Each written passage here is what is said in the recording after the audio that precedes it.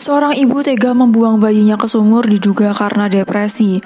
Seorang ibu tega meracuni anaknya dan setelah itu bunuh diri.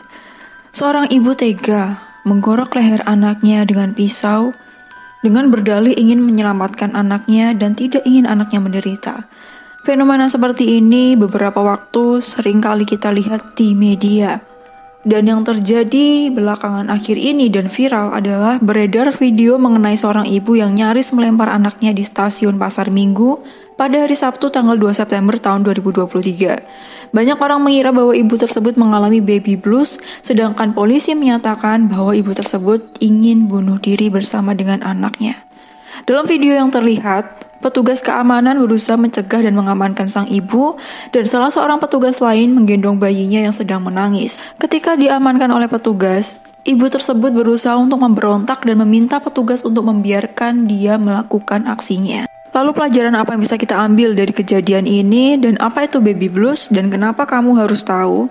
Kamu harus tahu karena ini adalah ilmu yang sangat penting sebagai bekal buat kita menjadi orang tua. Karena bisa jadi ketidaktahuan kita bisa mengorbankan nyawa, entah bagi ibu itu sendiri ataupun bayinya. Jadi baby blues syndrome adalah masalah psikologis yang dialami ibu pasca melahirkan selama tidak lebih dari 2 minggu. Ada tingkatan yang lebih parah lagi teman-teman, namanya postpartum depression atau depresi pasca melahirkan, dan ini berlangsung dalam waktu yang lebih lama daripada baby blues.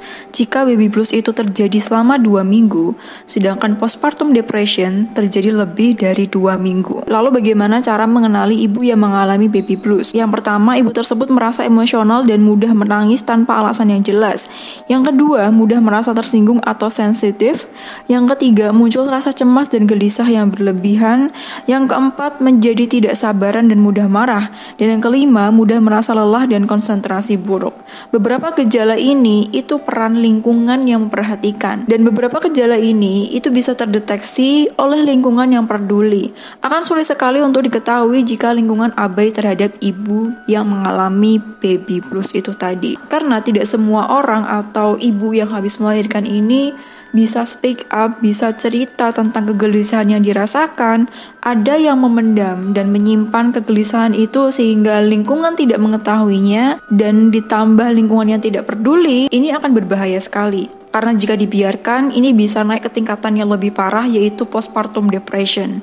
Karena postpartum depression yang dialami oleh ibu yang habis melahirkan, ini cenderung merupakan perasaan sedih yang tidak tertangani, dan malahan perasaan tersebut bisa memunculkan keputusasaan yang luar biasa, sehingga ibu tersebut kerap kali menangis, tidak mau menyentuh bayinya, dan memiliki kecenderungan bisa menyakiti bayinya sendiri atau bahkan menyakiti keduanya, bayinya dan juga dirinya sendiri.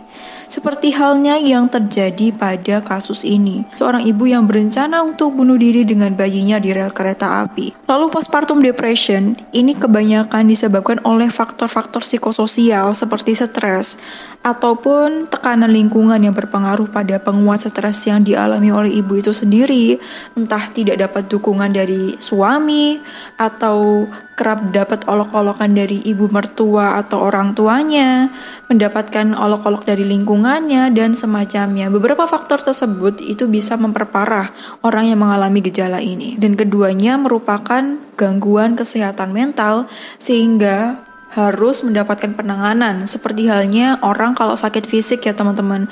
Orang kalau sakit fisik aja dibiarkan itu nggak akan sembuh dan malah kondisinya bisa lebih parah. Itu yang terlihat. Lalu ini meskipun tidak terlihat justru tidak kalah penting untuk diatasi. Orang kalau secara mentalnya sakit, bagaimana mereka mau sehat secara fisik? Karena orang kalau secara mental sakit, itu mereka gak mampu untuk merawat dirinya sendiri, apalagi merawat orang lain. Dan dalam hal ini adalah bayinya. Dan yang seperti aku bilang tadi, ini penting banget dan harus kita tahu teman-teman. Karena kalau enggak bisa membahayakan nyawa bayi dan juga ibunya.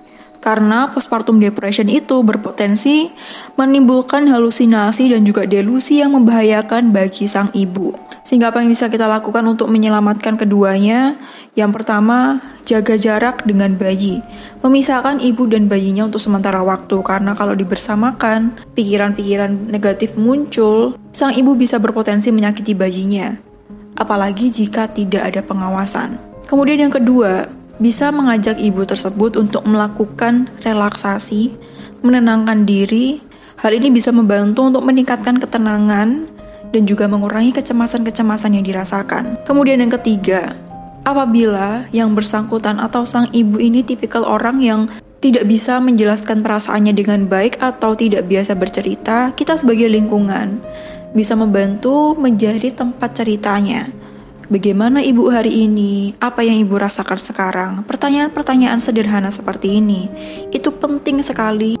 Catatan khusus bagi kita sebagai pendengar, ini bisa dijadikan catatan bagi para suami ya. Ketika istrinya bercerita, ketika istrinya menceritakan tentang rasa lelah yang mereka sampaikan, kita perlu mendengarkan tanpa menghakimi apapun. Karena kita tidak tahu bagaimana lelah mental dan juga fisik yang ibu ini rasakan. Kemudian yang kedua, memberikan afirmasi positif, memberikan dukungan secara mental kepada pasangan atau istri dan kita sebagai pendengar ya teman-teman. Kita ingatkan kepada mereka betapa kuatnya ibu telah melahirkan dan melalui kesulitan yang dirasakan. Itu luar biasa sekali loh Bu, itu hebat sekali. Sesederhana ini, itu bisa menyelamatkan nyawa seseorang. Kemudian yang ketiga, memberikan perhatian kepada sang ibu. Selanjutnya membantu sang ibu untuk merawat bayinya agar ibu tersebut juga bisa beristirahat dengan optimal. Karena kelelahan mental bisa saja disebabkan karena kelelahan fisik yang luar biasa. Misalnya yang biasanya tidur cukup, kemudian punya bayi jadi tidurnya nggak cukup karena pas malam bayinya nangis, harus ditenangkan, harus digendong, disusui dan semacamnya. Perubahan seperti ini itu bisa menimbulkan ketidaknyamanan dan jika dibiarkan bisa mengganggu secara fisik ataupun secara mental, sehingga ibu harus diberikan kesempatan untuk beristirahat. Dan jika beberapa hal itu sudah dilakukan, namun kondisinya masih memburuk, bisa mengajak ibu tersebut untuk ke psikolog klinis ataupun ke psikiater agar mendapatkan penanganan dan juga metode yang tepat dalam mengatasi gangguan kesehatan mental yang dialami. Hal ini bisa digunakan untuk menyelamatkan nyawa, entah nyawa dari bayi tersebut atau nyawa dari sang ibu sendiri. Beberapa langkah ini sangat penting sekali dan harus dilakukan sebagai sebuah upaya untuk menyelamatkan nyawa bayinya dan juga nyawa ibunya. Jadi seperti itu teman-teman, semoga video ini bermanfaat dan kita semua selalu mendapatkan perlindungan dari Allah Subhanahu wa taala, entah dari pikiran yang buruk atau dari segala macam penyakit secara mental ataupun secara fisik dan dari segala kejahatan dan keburukan dalam bentuk apapun. Jaga kesehatan kamu, jaga diri kamu karena kamu berharga dan kamu berhak untuk bahagia.